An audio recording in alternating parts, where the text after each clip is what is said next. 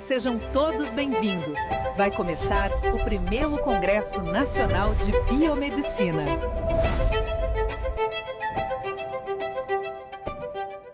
Olá, pessoal, tudo bem? Eu me chamo Jéssica, sou biomédica. Eu gostaria de dizer que é uma honra poder contribuir com o primeiro Congresso Nacional de Biomedicina. Eu gostaria de aproveitar esse momento para agradecer a todos os organizadores do evento, em especial a Gabriela e o Gessimar pelo convite. E hoje eu vou compartilhar um pouquinho com vocês sobre o papel do biomédico na reprodução humana assistida. Eu espero que com essa palestra, eu possa inspirar aquelas pessoas que pretendem seguir nessa área e também contribuir esclarecendo dúvidas ou também com curiosidades que, vocês possam ter relacionados a essa área, tá bom? Então, vamos lá. Bom, gente, eu vou ocultar a minha imagem aqui no cantinho da tela, porque isso pode acabar prejudicando um pouquinho do conteúdo do slide. Bom, gente, eu vou falar um pouquinho brevemente sobre a minha trajetória, tá? Como eu disse, eu sou biomédica, eu tenho um mestrado e um doutorado em genética e também concluí um pós-doutorado em ciências farmacêuticas.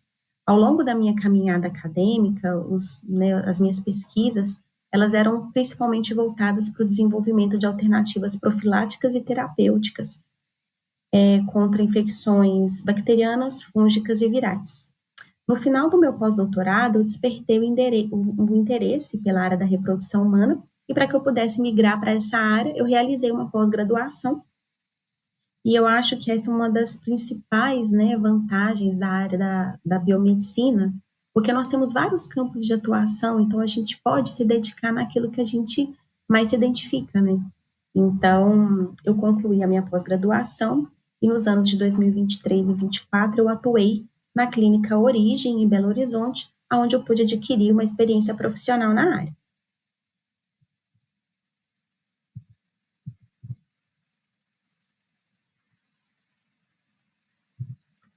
Bom, gente, então qual que é a definição de reprodução humana assistida? Uma definição simples. É um conjunto de técnicas médicas e laboratoriais que são utilizadas com o objetivo de alcançar uma gestação, ou seja, de viabilizar uma gravidez.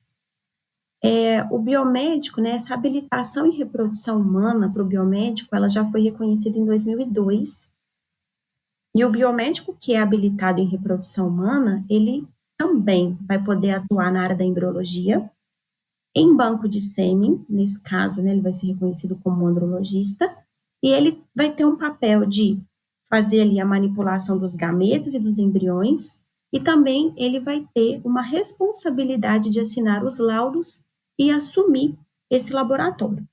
É claro que essa parte de assinar os laudos e assumir a responsabilidade técnica não vai acontecer ali logo no início.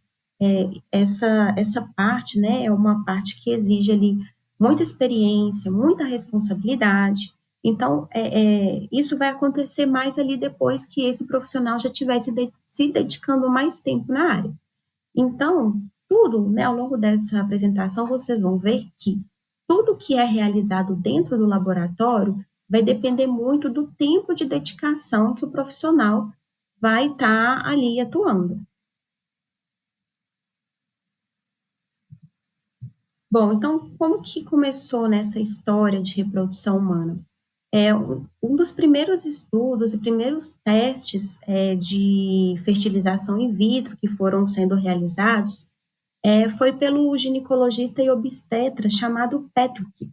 Ele começou a realizar muitos testes em algumas famílias que estavam com dificuldade para engravidar, e aí, posteriormente, surgiu, vou colocar um ponteiro aqui para nos ajudar, e aí, posteriormente, surgiu um biólogo e fisiologista chamado Robert, que estava disposto a ajudá-lo nesses testes com essas famílias. Então, os dois, foram trabalhando juntos, tentando entender o que poderia ser feito para poder melhorar, o que eles já haviam conquistado naquele momento, o que eles já tinham conseguido ali de resultado interessante. E aí, ao longo dessa caminhada, surgiu a Jean. A Jean, ela era enfermeira na época e ela assumiu um papel de embriologista, ajudando o Patrick e o Robert na parte laboratorial, principalmente, ajudando ali nos testes de fertilização in vitro, tentando otimizar aquilo que não estava dando certo na época. E aí, né, com a ajuda dos três, com a participação dos três, no dia 25 de julho de 1978, nasceu a primeira bebê proveniente de fertilização in vitro lá na Inglaterra, chamada Louise Joy Brown.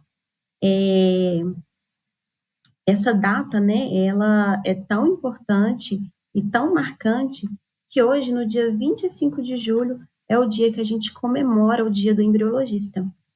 E aí é claro, né, que esse acontecimento foi tão marcante, né, esse feito foi tão importante, que isso saiu em vários jornais na época, em vários noticiários, e é claro que a gente sabe que escrever um artigo, né, com vários detalhes, com todos os detalhes, demanda um tempo, mas o Robert e o Patrick, eles não queriam perder, né, essa novidade, então eles imediatamente escreveram uma carta para a revista The Lancet, descrevendo brevemente como que havia sido feito esse tratamento e falando que havia nascido uma bebê menina saudável, proveniente da primeira fertilização in vitro concluída com sucesso. Esse foi um grande marco para a medicina moderna, e aí aqui eu coloquei também uma fotinha da Louise, né, bem recente dela, para poder mostrar para vocês como ela está hoje. Então, assim, isso foi um marco muito, muito importante. Isso, inclusive, garantiu um prêmio Nobel para eles. Quem recebeu esse prêmio foi principalmente o Patrick e o Robert. Infelizmente, a Jean ficou de fora aí durante alguns anos, né? O reconhecimento dela veio alguns anos mais tarde, mas, né, a gente precisa exaltar, né, o trabalho dela e mostrar que foi, assim, de uma participação super importante e fundamental nesse primeiro tratamento que foi realizado com sucesso. E também no Brasil nós tivemos a nossa primeira bebê proveniente de fertilização in vitro, isso aconteceu 6 anos depois, em 1984. Nasceu a Ana Paula Caldeira, proveniente de um tratamento realizado com a Ilza Caldeira. São pessoas, assim, muito simpáticas, que eu já tive, inclusive, a chance de assistir um evento com a participação delas e foi muito legal, muito bacana. Então, nós também tivemos aí, né, um marco histórico quando a primeira bebê proveniente de fertilização in vitro nasceu no Brasil. Bom, gente, e a reprodução humana assistida, ela é um direito de todos, né? Então, principalmente, quem que procura o tratamento de reprodução humana? Aqueles casais que estão com dificuldade para engravidar, mulheres que planejam adiar a gravidez, ou seja, aquelas mulheres que não têm certeza se desejam ser mãe, ou que têm certeza, mas que querem adiar esse sonho. Então, elas vão fazer isso a partir do congelamento dos seus óvulos, né? A reprodução humana, ela veio aí para poder também ajudar na preservação da fertilidade.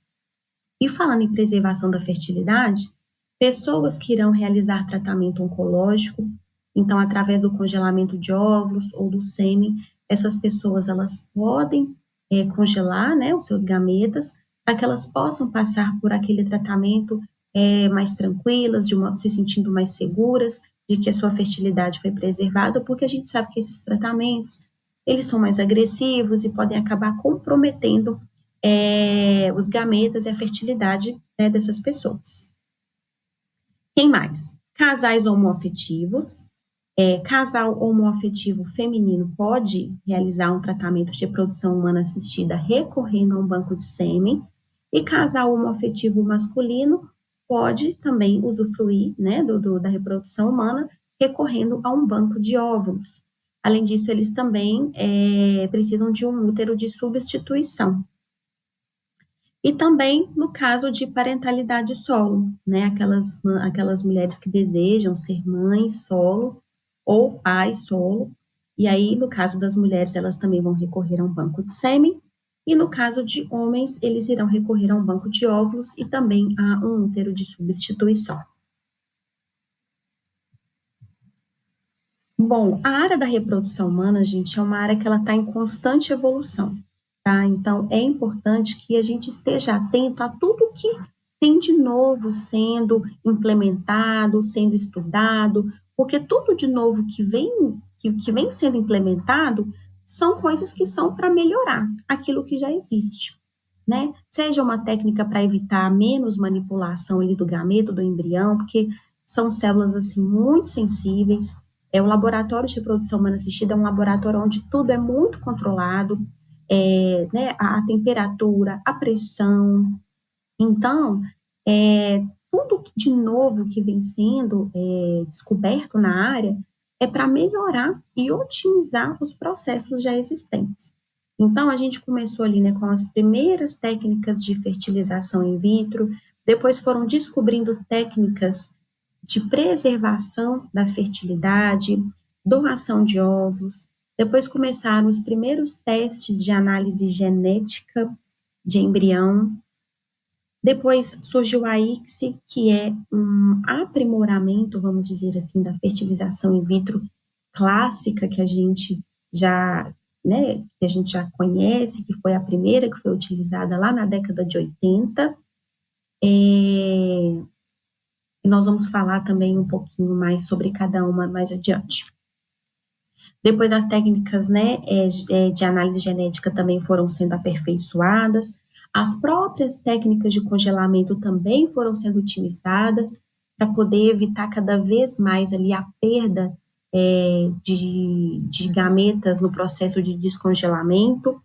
E nesse gráfico nós não temos essa informação, mas eu gostaria inclusive de destacar que até mesmo a inteligência artificial ela já está sendo aplicada como uma ferramenta na área da reprodução e a gente vai ver também mais para frente onde que isso está sendo utilizado.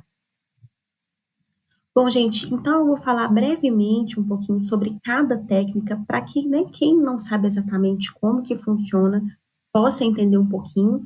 E também o meu principal objetivo aqui é mostrar para vocês onde que o biomédico ele vai atuar em cada uma dessas técnicas de reprodução humana assistida. Então, vou começar falando primeiro sobre o coito programado. O coito programado, gente, ele é uma técnica de baixa complexidade. Aqui, de todas as técnicas, é a única que não vai ter uma participação do biomédico. Mas eu coloquei porque, né, é importante que vocês saibam, né, como que ela é e como que ela funciona.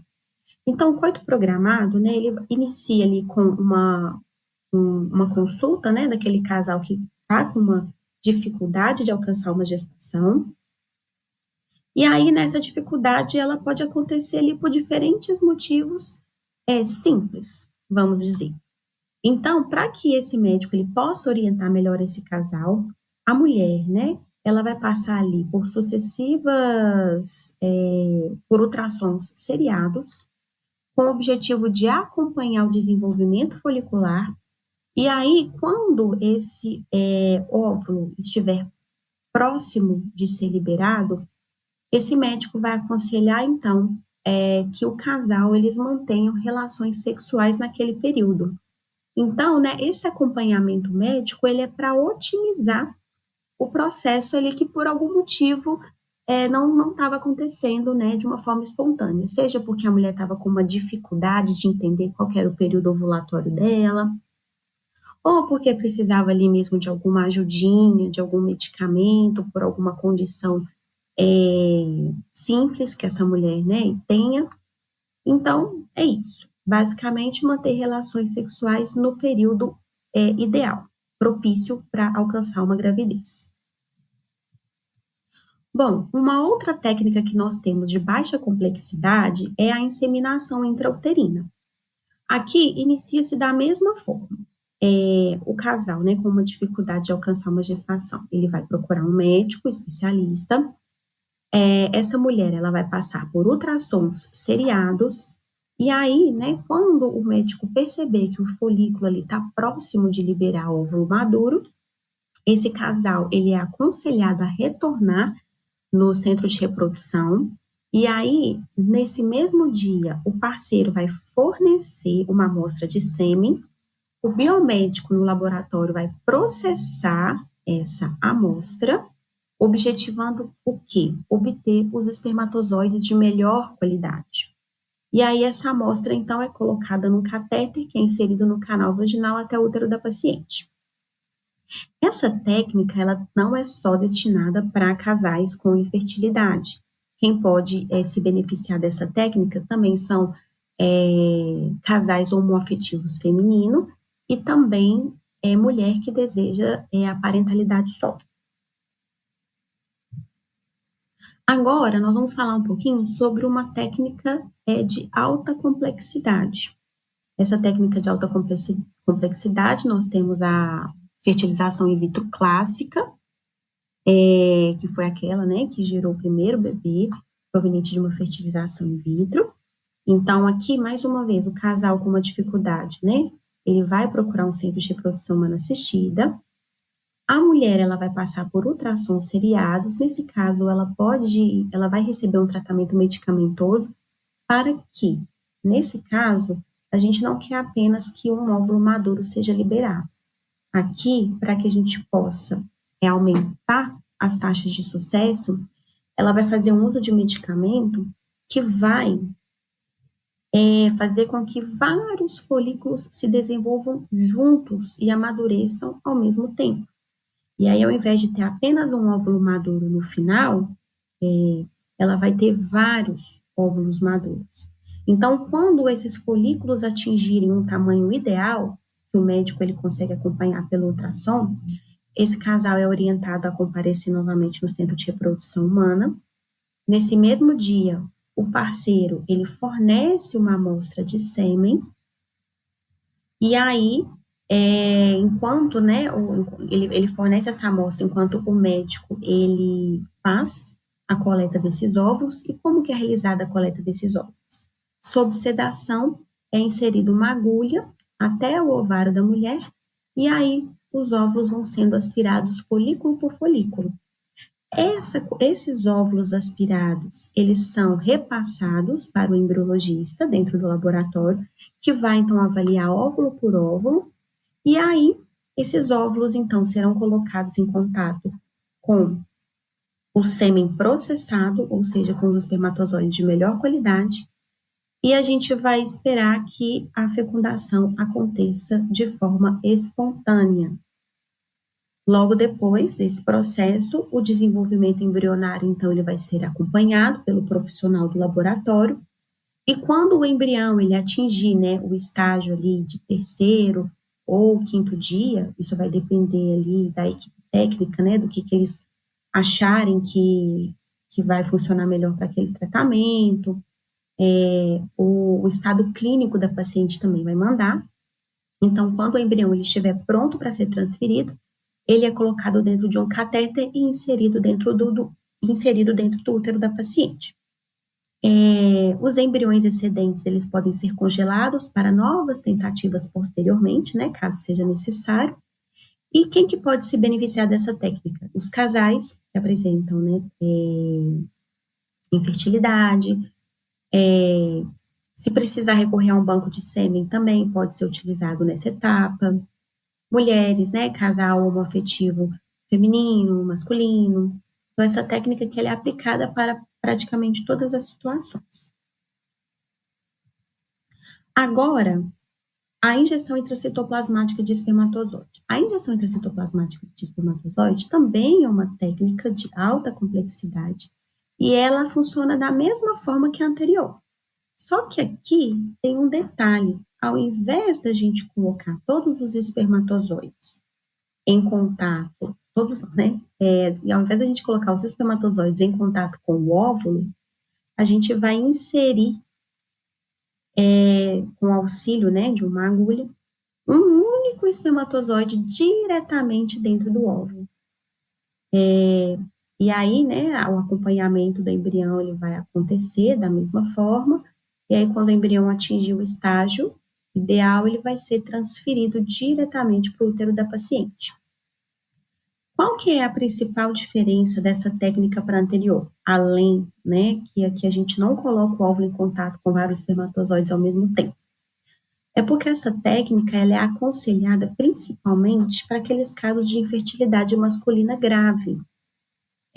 Porque aqui, né, a gente consegue pegar um único espermatozoide e colocar diretamente dentro do óvulo. Suponhamos que seja um homem que tem uma contagem de espermatozoides muito, muito baixa. A gente não consegue, né, fazer daquela forma anterior, que é colocar vários espermatozoides juntos em contato com o óvulo.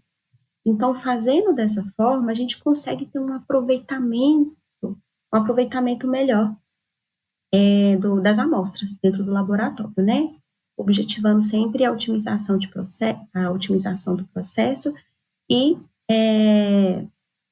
aumentar, né, as taxas de sucesso. Bom, aqui eu trouxe então algumas imagens reais, porque até então só mostrei alguns desenhos, para que vocês possam ver, né, como que é um óvulo, né, o óvulo aqui, com uma imagem real de um óvulo, aqui um óvulo maduro, então essa aqui é uma característica muito importante de um óvulo maduro, que é a liberação do primeiro corpúsculo polar, e aqui ele está em contato com vários espermatozoides, esperando que a fecundação ela aconteça de forma espontânea. Desse lado aqui, nós já temos o que nós chamamos da fertilização da injeção intracitoplasmática de espermatozoide. Com o auxílio de uma pipeta, esse óvulo, né, ele é apoiado e com o auxílio de uma agulha, o espermatozoide, ele é colocado diretamente dentro do óvulo. E aqui eu trouxe também imagens reais do desenvolvimento embrionário. Então, depois que o óvulo é fertilizado, aproximadamente 16 horas depois, o que a gente espera encontrar? Os dois pronúcleos, material genético feminino, material genético masculino, a liberação do segundo corpúsculo polar, e aí sucessivas divisões celulares, compactação, mórula, e aí começa então a expansão desse embrião, formando o que nós chamamos de blastocisto. Aqui são as imagens pausadas.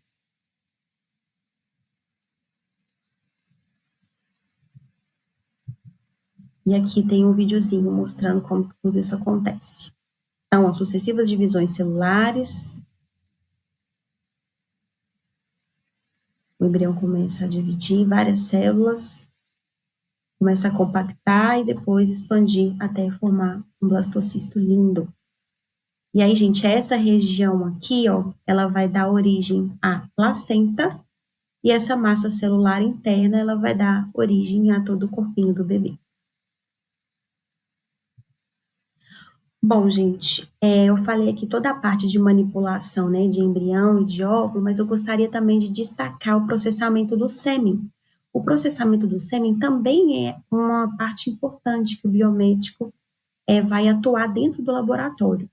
Então, nós temos dois preparos que são amplamente utilizados dentro do laboratório, que é o SUIMAP. O SUIMAP basicamente é utilizar um meio, né, específico. O sêmen é depositado lá no fundo do tubo, essa amostra ela é centrifugada, e aí, depois, né, a gente deixa esse tubo incubado e a gente espera que aqueles espermatozoides que estão lá no fundinho, aqueles de melhor qualidade, nadem até a superfície. E aí a gente vai trabalhar com os espermatozoides que tiverem nadado até a superfície do tubo. E nós também temos aquela técnica que nós chamamos de gradiente de densidade. O gradiente de densidade, ele é destinado principalmente para aquelas amostras que estão né, mais contaminadas, por exemplo, com células redondas. Né, ela objetiva deixar a nossa amostra mais limpa, se for uma amostra ali que estiver mais carregada. Então, a gente usa meios, né, com diferentes densidades, e aí a gente coloca o sêmen aqui na superfície e coloca, né, numa centrífuga. E aí, após a centrifugação, os espermatozoides de melhor qualidade vão migrar lá para o fundinho, e aquilo que não for do nosso interesse vai ficar retido aqui no meio, nessa interface. E aí a gente vem com uma pipeta e coleta esses espermatozoides de melhor qualidade aqui no fundinho. Como eu disse, essas são as técnicas mais amplamente utilizadas, que já vêm sendo utilizadas durante muito tempo, mas nós também temos técnicas que foram desenvolvidas para melhorar esse processo. Em alguns casos, a gente não pode ficar centrifugando muito a amostra, gente, porque isso pode aumentar a taxa de fragmentação do DNA espermático. Então, um casal que já tem essa tendência, que já está com uma dificuldade para engravidar, essas centrifugações elas podem acabar prejudicando. Então, foram desenvolvidos dispositivos que eles evitam essa necessidade de centrifugação. Então, como que funciona, né? E a gente chama de técnica microfluídica. E como que isso funciona? Nós temos um dispositivo, aqui, né, tem o nome do fabricante, mas diferentes fabricantes desenvolveram seus próprios dispositivos. Então, basicamente, funciona da seguinte forma: o sêmen ele é depositado num orifíciozinho, e essa amostra ela vai vir aqui para baixo, aqui para baixo. E aí depois, um meio de cultivo específico, ele é depositado nesse outro orifício e ele vai ficar aqui em cima, esse meio de cultivo. Tá vendo essa partezinha azul? Isso aqui é uma membrana. Ela vai separar o sêmen que está aqui embaixo do meio de cultivo que está aqui em cima.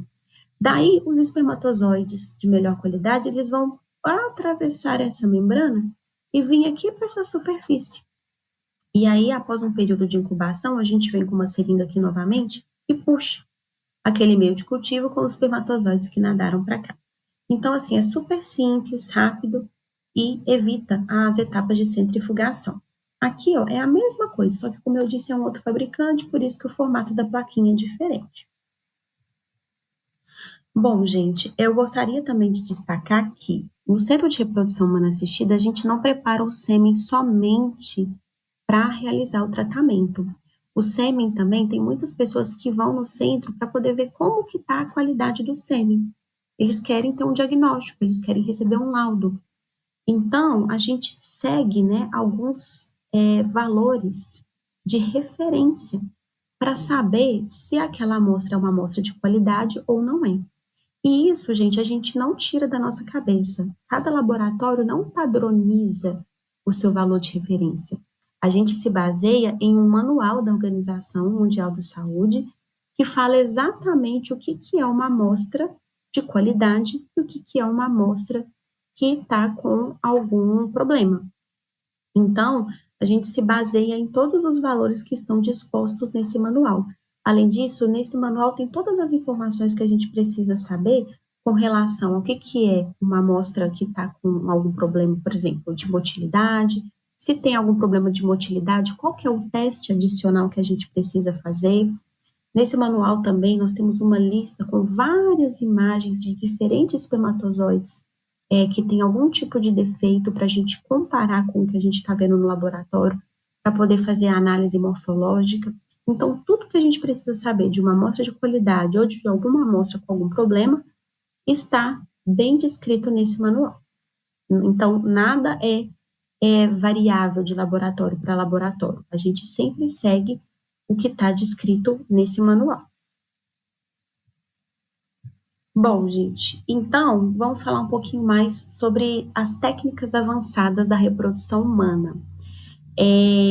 Eu gostaria de falar aqui um pouquinho sobre o diagnóstico pré-implantacional, que é a análise genética do embrião. Essa análise, ela também é realizada pelo embriologista, e essa técnica é uma técnica que ela é realizada principalmente, né, por aquelas pessoas que já têm mais experiência, que já tem mais tempo ali, que está atuando na área, porque é uma técnica que exige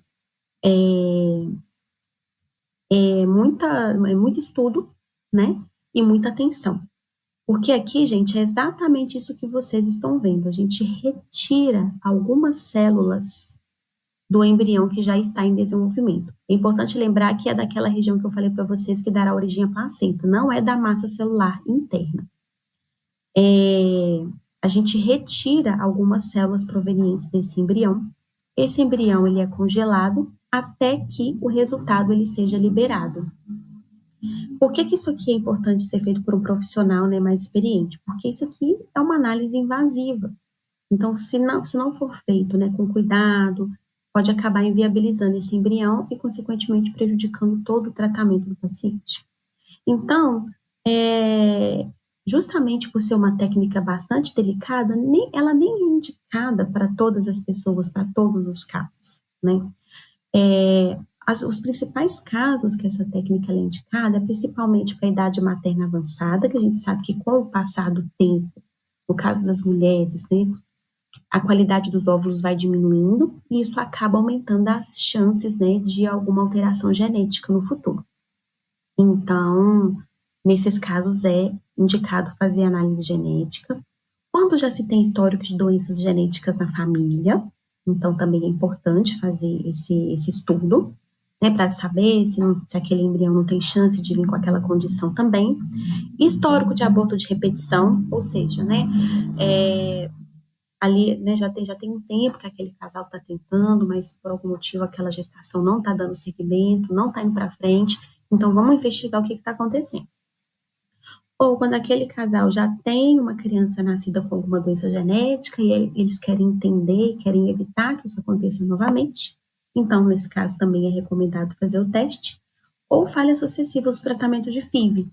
É importante a gente também lembrar, né, que o tratamento ele não é garantia de 100% de sucesso.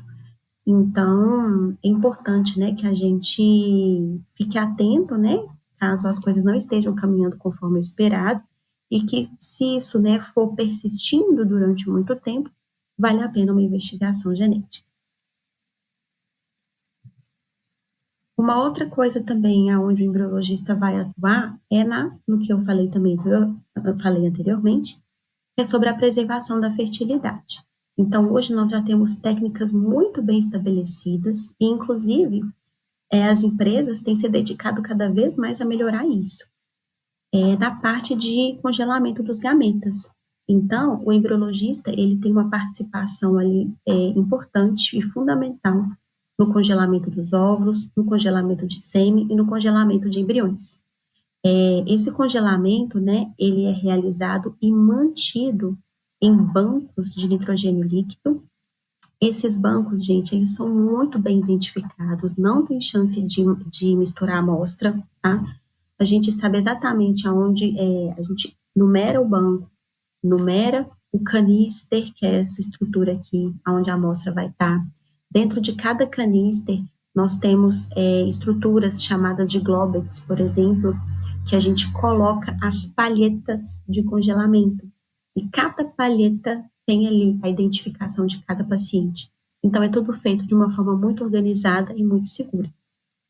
Uma dúvida que muitas pessoas têm é com relação ao tempo que isso pode permanecer congelado.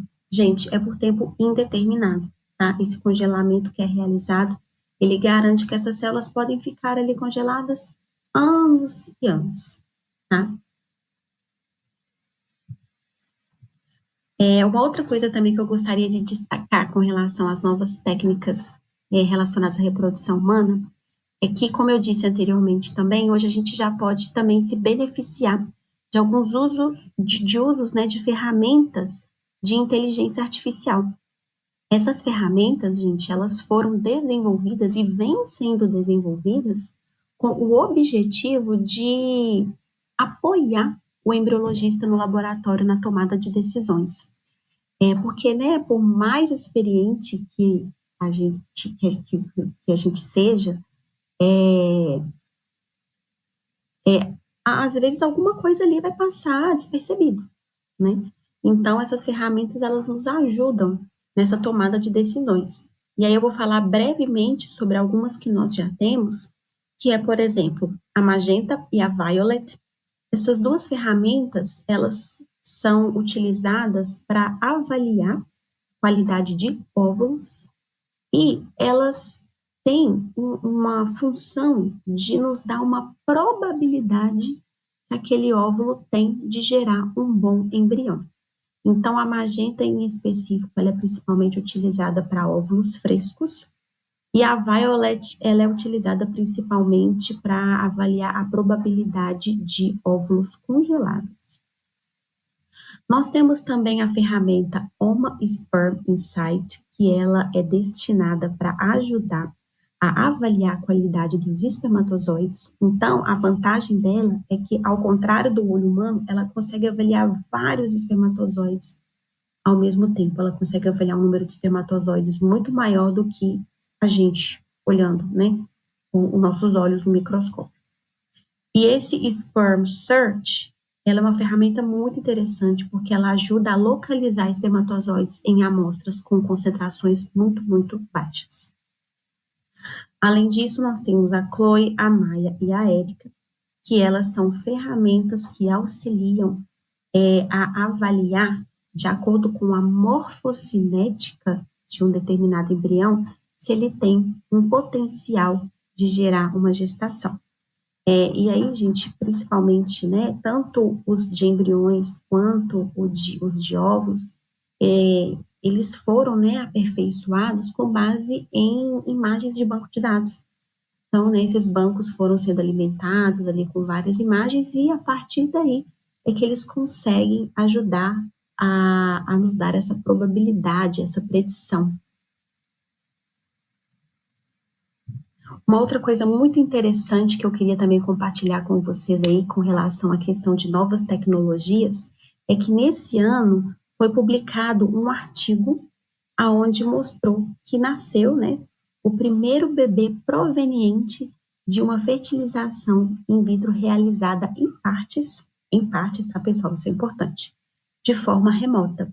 Então, né, todo o processo foi realizado no laboratório, né, o processamento do óvulo, do espermatozoide, mas a parte da injeção intracitoplasmática, a parte de injetar o espermatozoide diretamente dentro do óvulo, foi realizado de forma remota. Então, isso, né, também foi um grande marco, né, e isso ajuda a ampliar, né, a visão de como que pode ali administrar essa questão de jornada de trabalho, né, às vezes uma pessoa muito experiente que não está no laboratório naquele dia, se ele pode fazer de uma forma remota essa parte. Então, assim, claro que, né, que são coisas muito novas que ainda vai precisar aí, né, de muito acompanhamento e muito estudo ainda, mas é muito interessante a gente ver que é possível, né, administrar as coisas de formas diferentes. E aí, gente, eu cheguei numa parte aqui muito importante que eu gostaria de falar que, assim como eu falei que a parte do sêmen nada é feito da nossa cabeça, tudo, na verdade, no laboratório de reprodução, né, tudo não é feito de uma forma isolada, cada laboratório faz do seu jeito. Nós temos resoluções que foram publicadas e que precisam ser seguidas.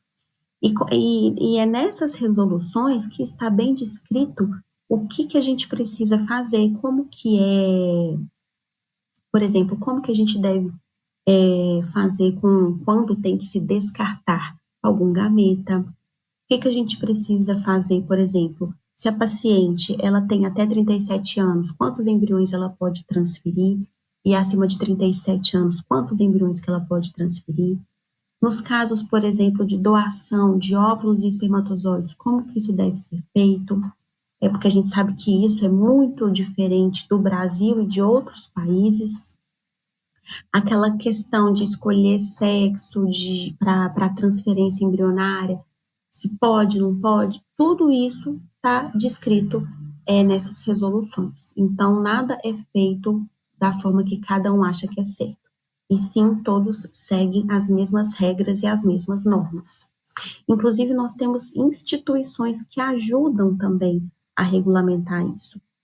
A Redilar, ela é uma instituição que coleta os dados do Centro de Reprodução Humana da América Latina, e ela tem um papel muito importante na promoção de eventos, na educação continuada, e aqueles centros de reprodução que prestam contas, que fornecem seus dados, que seguem todos os controles de qualidade, tudo certinho, ainda recebem um selo fornecido pela Rede Lara, e isso faz com que esse centro ele tenha, né, uma credibilidade muito maior.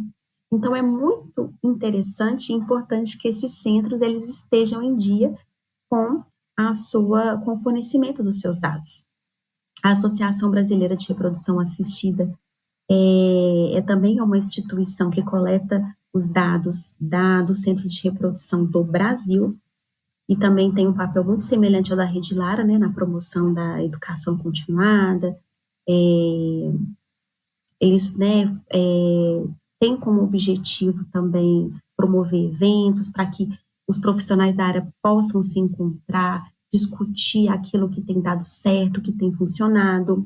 E a Pronúcleo é uma instituição que que foi criada por embriologistas para poder representar a classe.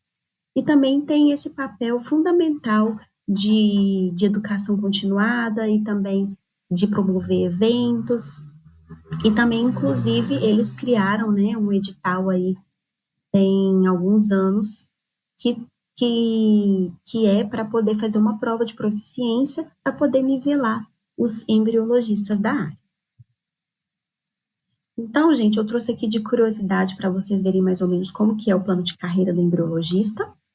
Então, assim como todas as áreas, né, a gente começa ali no estagiário e vai até o sênior, podendo chegar até cargos de gerência, de diretoria. E isso aqui, gente, vai depender muito do tempo de dedicação, do nível de experiência. E uma coisa, né, que pode ser de curiosidade de algumas pessoas é com relação à questão do salário. Uma pesquisa que foi realizada pela Pronúcleo em 2022 mostrou que o salário de um embriologista ele pode variar ali de R$ 2.500 até 20 mil.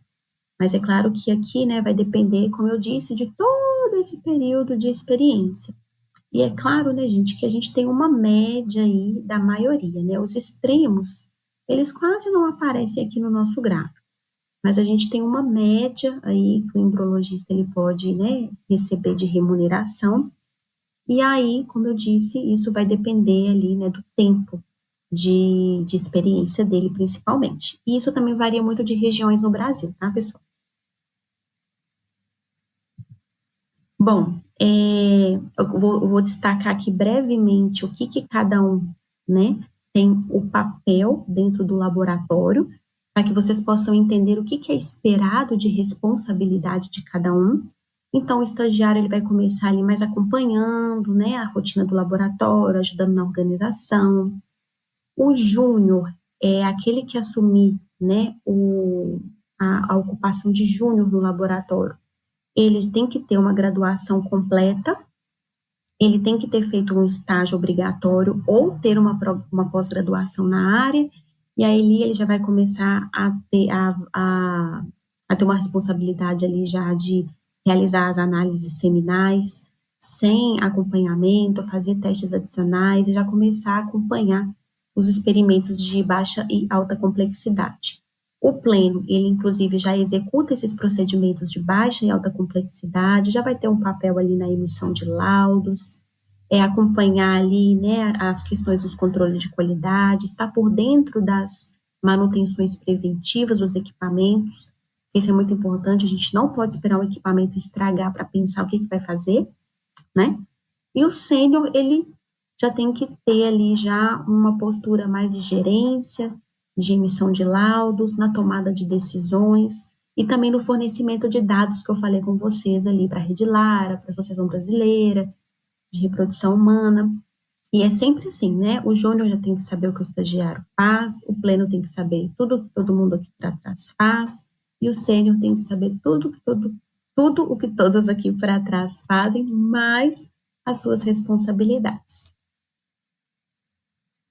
Isso aqui, gente, inclusive está no edital que eu falei para vocês de proficiência dos embriologistas, para que vocês vejam o que realmente é esperado de cada ocupação. Gente, já finalizando a nossa apresentação, eu gostaria de deixar aqui para vocês, né, uma parte mais de entretenimento, que nós temos, né, alguns filmes, séries, documentários que abordam questões relacionadas, né, à reprodução humana. Esses dois aqui são baseados em fatos reais. Aqui, inclusive, é um filme que saiu recentemente no Netflix, contando a história da primeira bebê proveniente de fertilização in vitro, focado principalmente na história da Jean. O Our Father, ele conta, né, uma história ali esse aqui também é baseado em fatos reais, tá? Ele é um documentário de um médico estadunidense que usou seu sêmen de forma indevida para inseminar várias mulheres. Isso vai totalmente contra, né, as questões éticas da reprodução humana, então vale muito a pena assistir. Esse daqui já é mais ficção, mas dá para ter uma ideia ali de como que funciona tanto a parte clínica quanto laboratorial da reprodução humana. E esse Modern Baby aqui são relatos de famílias que passaram, né, por tratamentos de reprodução. Então, quem quer se aprofundar na área é uma excelente opção para se distrair e também entender mais um pouquinho. E aí, gente, eu gostaria de finalizar deixando, né, alguns pontos importantes para vocês se lembrarem. O biomédico embriologista ele necessita de habilitação em reprodução humana, seja em estágio supervisionado ou especialização. O profissional ele é responsável pelo funcionamento adequado do laboratório. A colocação no mercado vai exigir estudo e dedicação. Então, participem de eventos e de cursos. Gente, mantenham-se atualizados, né? Nesses eventos, muitos profissionais, eles estão presentes. Então, aproveitem a oportunidade para conversar com eles, perguntar, né, sobre possibilidades e oportunidades de estágio. Fazer os cursos disponíveis também ajuda muito a você já ir ganhando uma experiência para já chegar no laboratório sabendo como ajudar, sabendo como fazer. Então, o mais importante é isso, participem de eventos e cursos para que vocês já tenham, né, ali alguma experiência que vocês já possam iniciar dentro do laboratório, tá bom?